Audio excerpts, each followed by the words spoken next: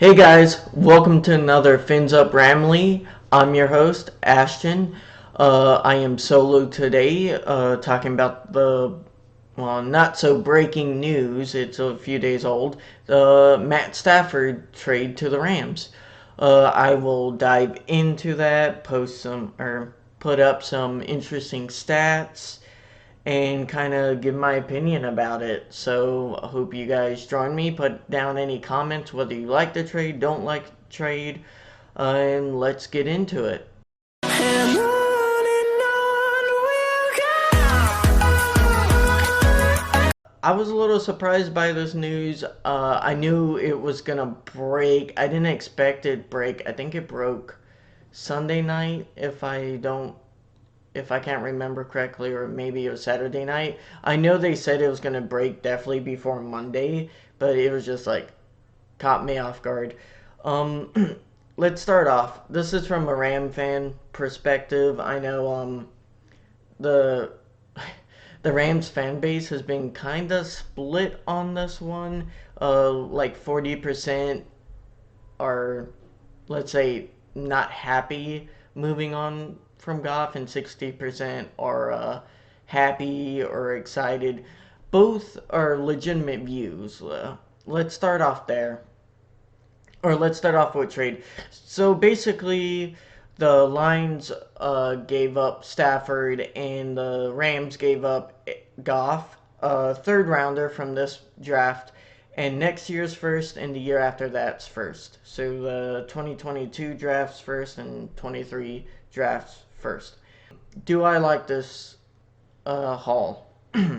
Or what do I think about the trade? I'll say in general, it's not a terrible trade in the sense of what the Rams had to give up, because they did drop a salary or a cap hit of 4 years for a cap hit of 2 years, and it's a lesser cap hit. Generally, and if the Rams extend Stafford a year, they can kind of even out that cap hit even more if they choose to do that. So you have more flexibility with Stafford than you would with Goff. So in general, people have to realize they were kind of paying the Lions to pick up Jared Goff's contract somewhat. So if you put in that context, it isn't a like steal of a trade for the Rams in the sense of they only had to pay one first rounder. I know originally the Rams wanted to just do one first rounder, Goff in the third, and the Lions wouldn't take that. They had other offers with, actual first rounders from this draft. So the Rams had to swing the pot, and more reports are coming out that he actually wanted to be traded to the Rams. So they kind of had to, or they wanted to appease Stafford. They didn't want to end on bad terms, which is a, you know, preferable thing if you're the front office. Have your personnel happy with how they leave, and they tried to give Stafford what they wanted, and they milked the Rams a little bit more for that first rounder or extra first rounder. So in general, I think it's a win-win. I don't think it's one of those trades where one team got fleeced. I think that's silly because the Rams are upgrading. I'll get into that a little bit. In my opinion, they are upgrading at the QB position. I'm not one of those people who you can say is a Goff hater. I know a lot of people want to dump or instantly get off of players after one bad year. I am very against that. I was against the Gurley trade. I know a lot of people will instantly be like, uh, that worked out. Yeah, sometimes it does work out. Of course, I don't have all the information about like the health, the medical checks and stuff like that, so take that with a grain of salt. But in general, if it's just performance wise, I don't think it's good to instantly dump a player after one bad year. That isn't the case with Goff. He has been declining ever since 2018. 2019 was an average year, and 2020 is also, I would say, average year with a lot of turnovers. And now a lot of defenders will instantly say that that isn't his fault. but he's working with a top tier offensive line. I mean, you could say in 2019 they weren't the greatest, but they allowed some of the fewest sacks in that year. You could say the offense as a whole has regressed, but eventually you have to get to a point and realize, and you watch the games. A lot of times when he has turnovers, they're boneheaded turnovers. They're not like a wide receiver is going to make a catch. It goes through his fingers, it bounces up, and someone catches an interception that way where it's not even Goff's fault. I know that happened one or twice, like one time this year, but in general, most of the time, it's like that Seattle game, second Seattle game, where he's scrambling out to the right.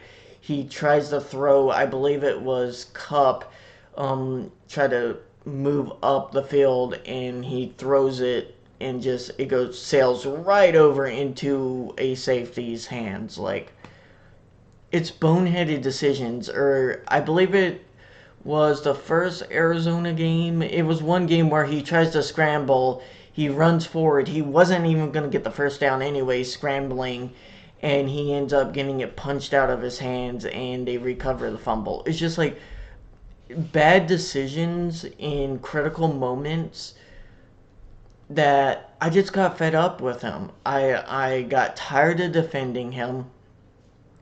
He's had one good season. I would say 2018 was a good season with a few great games. But he also had games where he could not win the game for us. And I know people would be like, well, most QBs won't be like that. Difference is Sean McVay expects more, and I feel like um, time will tell if it's Sean McVay or Jared Goff. But I'm on the side of thinking it was more Jared Goff than Sean McVay. Um, I know a lot of people will point out, oh, they were taking away plays from him. They weren't allowing him to shoot deep. Well, when he did shoot deep, he would completely miss.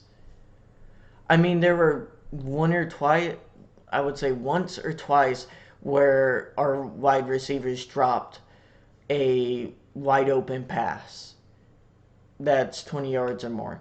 But besides that, he would miss on those wide open receivers deep, or wide open deep balls. So like eventually Sean McVay had to take that completely out of the playbook.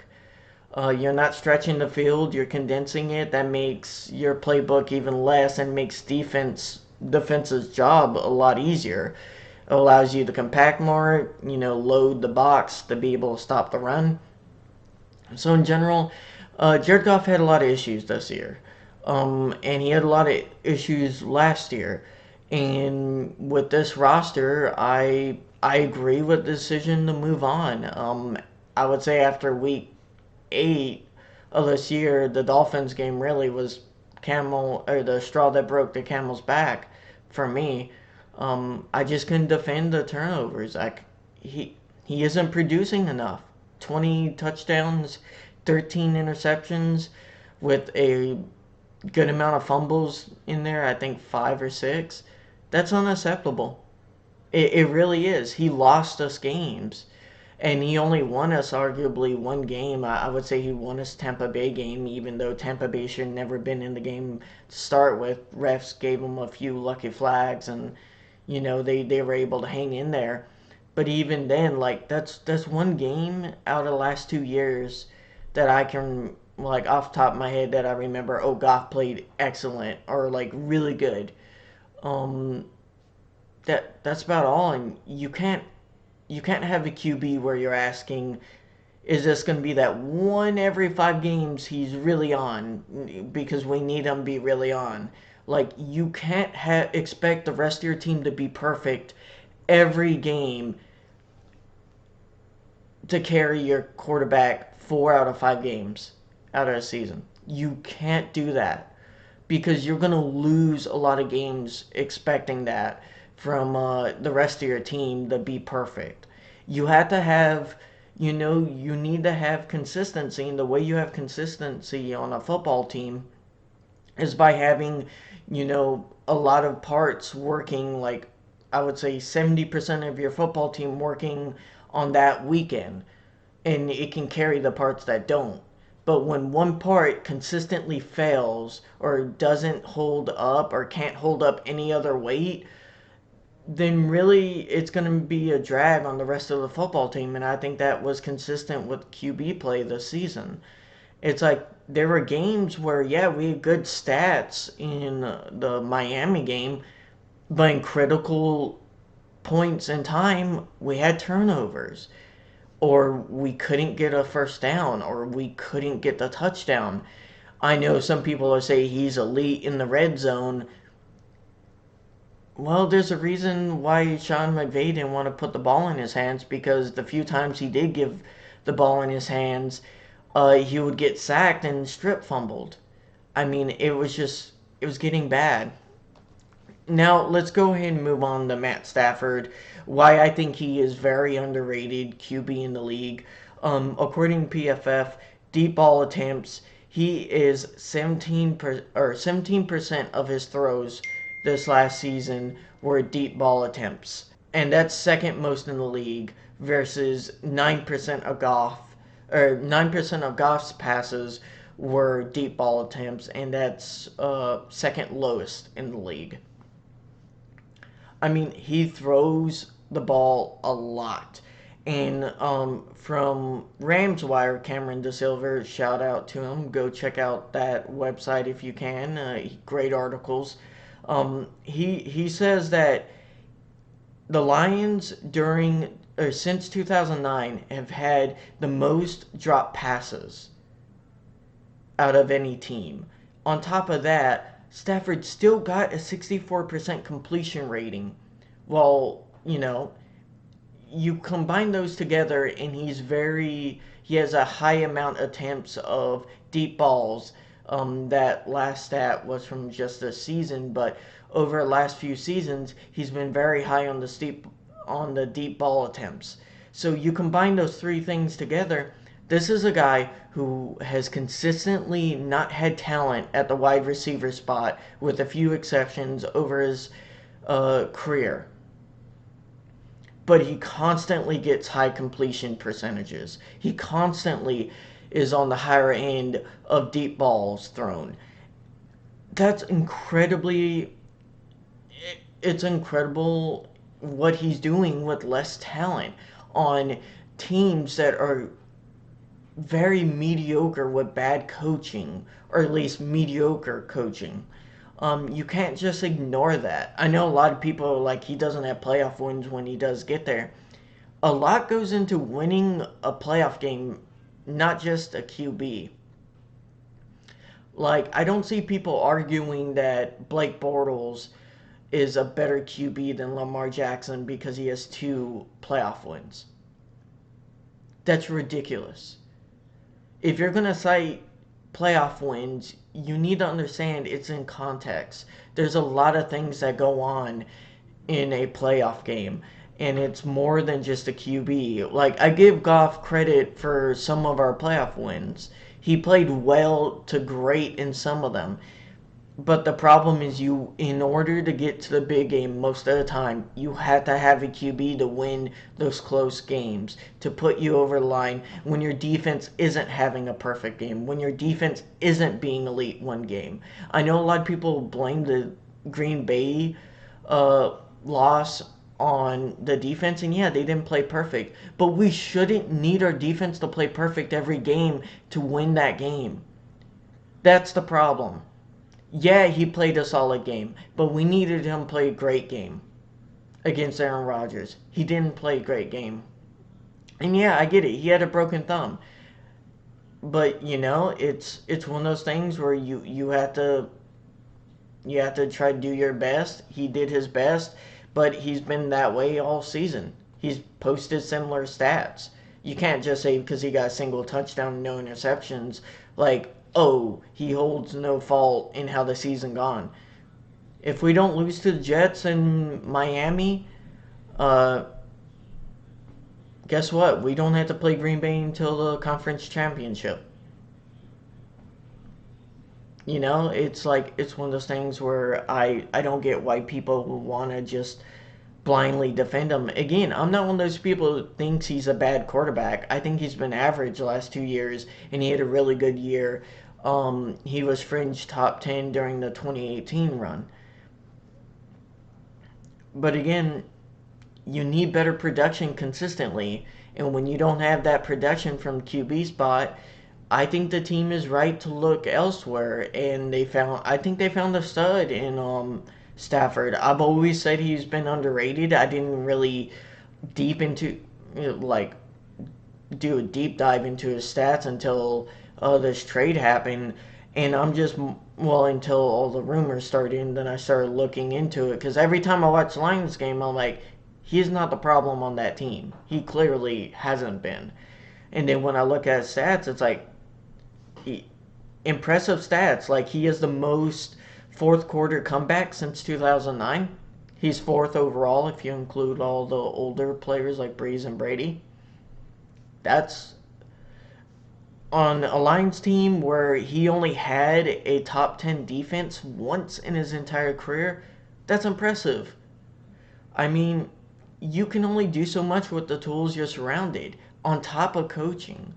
And so like I said, put it all together, and Stafford has a impressive resume. I know a lot of people joke on him for having impressive stats, but no wins to show for it. Well, um, he's gonna have the chance to prove everyone wrong. Going into this year, I was expecting a drop off by defense naturally. Losing Brandon Staley, I thought we were going to go to like the fifth, sixth best defense, and then offense, I thought we were going to make strides, but not a lot.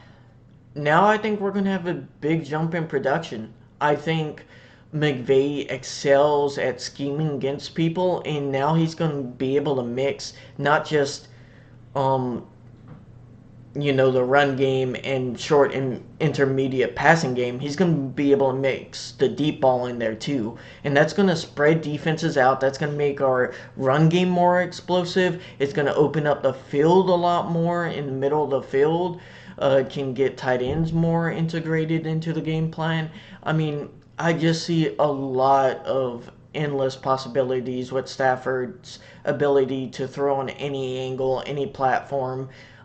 He does a lot more when stuff is happening and the play breaks down than Goff. Like, I don't expect those incredibly boneheaded plays, and when he does throw interceptions, it's because he's chucking it 40 yards down the field. Those aren't the worst interceptions. Yeah, he does it a decent amount, but compared to Goff just fumbling and like throwing mind-boggling interceptions, at least Stafford will be hitting on every 2 out of 3 of those deep bombs. And then it'll be worth it because you'll get more points for what the turnover is worth. Because Goff wasn't producing points. Stafford does. He gets even less interceptions too. So it's one of those things where you got to look at it all together. I think our offense is going to be very improved. Would I call us Super Bowl favorites? No. Um, if we got Watson or Aaron Rodgers, I would have definitely said that. Um, but I think we're going to definitely be top 10 offense, point score. Good chance we're top 5, depending on how he melds into our system and if McVay can make a scheme that's a little bit more oriented towards his strengths. Um, I expect both of I expect us to have 2 wide receivers with at least 1,000 yards. So, guys, if you like this video, please like, subscribe, comment, put your thoughts on the trade. Now, again, like I was saying, you can be in favor of Goff. I wish him all the success. He was a great person, great for the community of LA. But in general, I see why some people are gonna miss him. Um, Miss what he did for the team. He really did turn around the franchise. But it doesn't hurt to ask for more, and I hope people understand where those people are coming from. Both sides need to get along. I know next season's gonna be a very interesting, wild ride, And I hope you guys join us next time for the next Fins Up Ramley.